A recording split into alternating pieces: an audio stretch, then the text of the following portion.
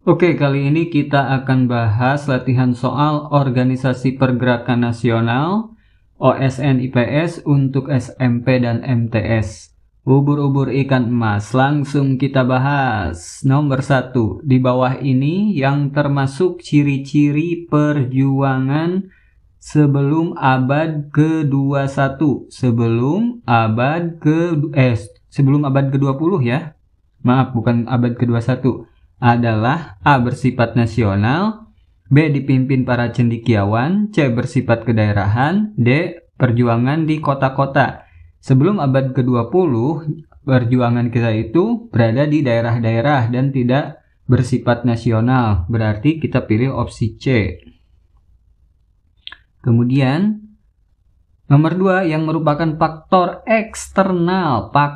eksternal pemicu munculnya dan berkembangnya pergerakan nasional adalah, ini faktor eksternal ya, munculnya golongan terpelajar, kejayaan akan masa lampau, kemenangan Jepang atas Rusia tahun 1905, adanya diskriminasi sosial. Nah, ini karena faktor eksternal berarti berasal dari negara lain ya, atau daerah di luar Indonesia.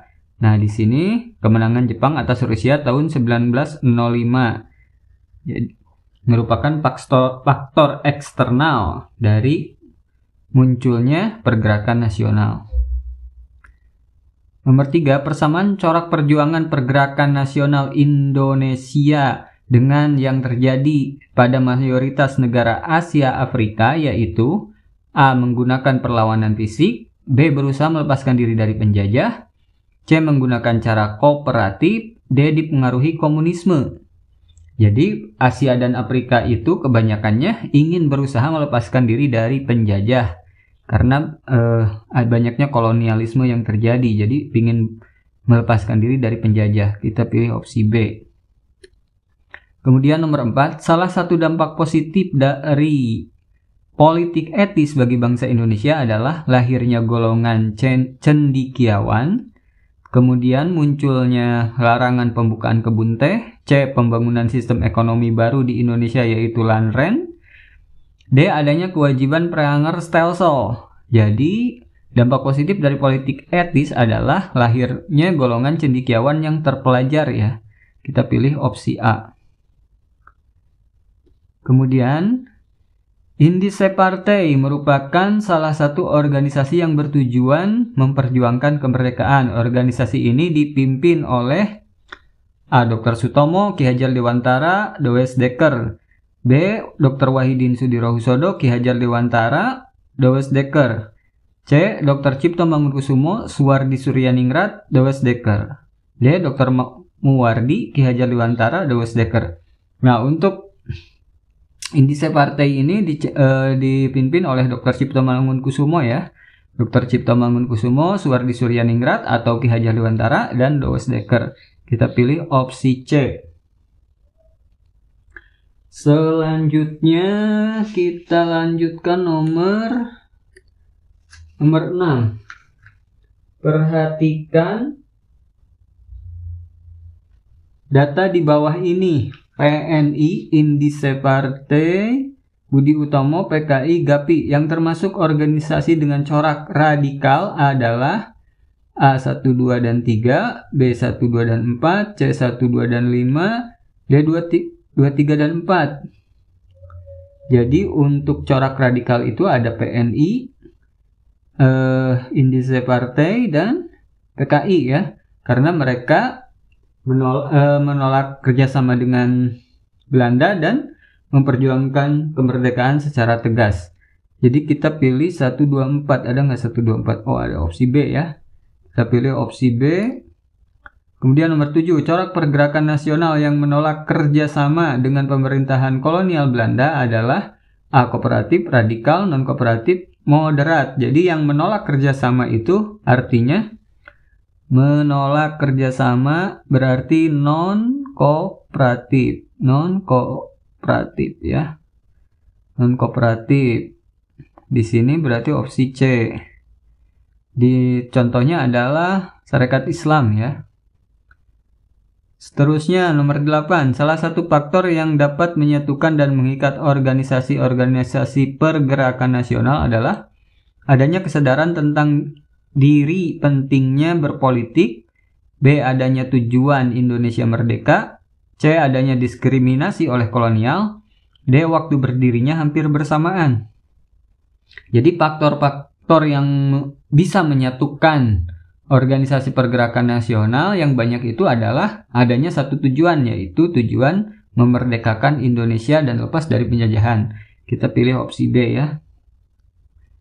Nomor 9, salah satu media pergerakan kebangsaan Indonesia adalah pers. Peran pers dalam menyebarkan ide-ide nasionalisme dilakukan melalui majalah Hindia Putra milik organisasi A. Indische Partei, B. Indische Vereniging, C. Budi Utomo, D. Partai Komunis Indonesia. Untuk Hindia Putra ini dimiliki oleh Indische Vereniging. Indische Vereniging ya, opsi B.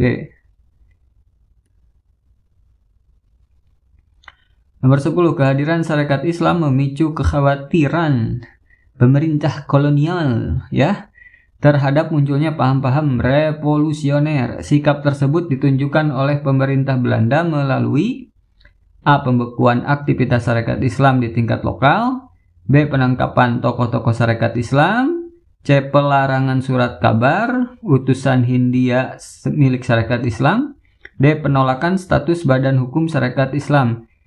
Nah, untuk Sarekat Islam itu ditolak ya status badan hukumnya sehingga dia tidak bersifat legal. Nah, itu cara pemerintah kolonial untuk menghambat dari Sarekat Islam. Nomor 11, strategi utama Budi Utomo adalah organisasi yang kooperatif ya dengan penjajahan Belanda. Jadi dia bersifat bekerja sama. A. Bergerak radikal, bukan. Bersifat non-kooperatif, bukan. C. Melawan segala penindasan pada Bumi Putra, juga bukan. Nah, ini bekerja sama dengan pihak Belanda memajukan Bumi Putra. Kita pilih opsi D. Nomor 12, pidato pembelaan yang disampaikan Soekarno di Lanrad Bandung berjudul Indonesia Melarat, Indonesia Menggugat, Indonesia Raya, Indonesia Jaya. Indonesia Menggugat ya judulnya. B. Indonesia Menggugat. Nomor 13, organisasi yang didirikan oleh Muhammad Hatta di Belanda adalah A. Indische Partei, B. Perhimpunan Indonesia, C. Perhimpunan Pelajar dan Mahasiswa Indonesia PPMI, D. Perhimpunan Pelajar Indonesia di Belanda PPIB. Ini salah nulis ya. Yang didirikan oleh Muhammad Hatta adalah Perhimpunan Indonesia. Kita pilih opsi B. Nomor 14, tokoh yang menjadi pembentuk Sarekat Dagang Islam adalah tokoh yang menjadi pendiri berarti ya. Sarekat Dagang Islam adalah A. Cokro Aminoto, B. Ali Sastro Amijoyo, C. Haji Samanhudi, D. Enoto Suroto. Nah, Sarekat Dagang Islam itu pendirinya Haji Samanhudi. Kita pilih opsi C. Nomor 15, Kongres yang merumuskan bendera merah putih sebagai bendera kebangsaan Indonesia adalah Kongres Pemuda 1, ini maksudnya Kongres Pemuda 1 kali ya. B. Kongres Pemuda 2, C. BPKI, D. BPUPKI. Bendera merah putih itu ada di Kongres Pemuda 2. Nomor 16, lagu Indonesia Raya pertama kali dikumandangkan secara resmi pada Kongres Pemuda 1, B. Kongres Pemuda 2, C. Kongres Wanita 1928, D. Proklamasi 1945. Indonesia Raya juga dikumandangkan di Kongres Pemuda 2. Kita pilih opsi B. Nomor 17, janji Gubernur Jenderal Gryf van Limburg-Stirum di depan Volksraad pada tanggal 18 November 1912 mengalami kegagalan setelah terjadi kondisi A. Alasan pihak Belanda bahwa bangsa Indonesia belum siap mempunyai pemerintahan dan parlemen mandiri. B. Kegagalan kaum nasionalis menanamkan sikap kebangsaan di Hindia Belanda. C. Tidak ada kemauan murni dari rakyat Hindia Belanda. D. Terjadinya kudeta politik di negara Belanda. Nah, ini alasannya tuh bangsa Belanda itu bahwa bangsa Indonesia belum siap mempunyai pemerintahan sendiri ya. Alasan yang dibikin-bikin ya. Kemudian 18.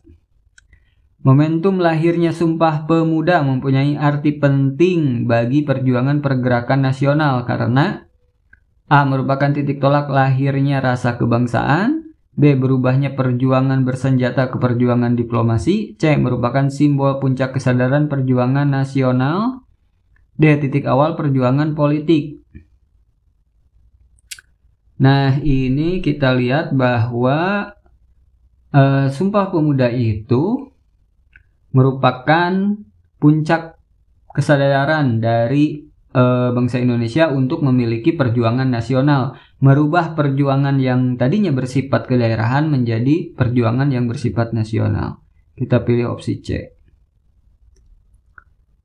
19. Untuk membangun kesadaran politik skala nasional pada masa pergerakan nasional seperti yang dilakukan Pendidikan Nasional Indonesia, PNI baru didasarkan pada A. Aksi massa yang dikumpulkan karena senasib. B. Rendahnya kesadaran politik karena lama dijajah. C. Belanda membatasi bangsa Indonesia untuk terpelajar. D. Pendidikan kolonial tidak tergantung pribumi. Jadi, karena saking lamanya kita dijajah, kesadaran untuk merdeka, kesadaran berpolitik itu tidak ada tuh, rendah sekali karena kelamaan dijajah. Jadi kita pilih opsi B. 20. Organisasi kepemudaan yang didirikan tahun 1915 di Stovia bernama A. Sekar Rukun, B. Tunorbi Verbon, C. Trikoro Darmo, D. Yong Sumatra. Nah, di Stovia ya, Stovia 1915 itu Trikoro Darmo. Kita pilih opsi C. Ya, sekian pembahasan kita kali ini. Sampai jumpa di pembahasan yang selanjutnya. Sukses untuk semua.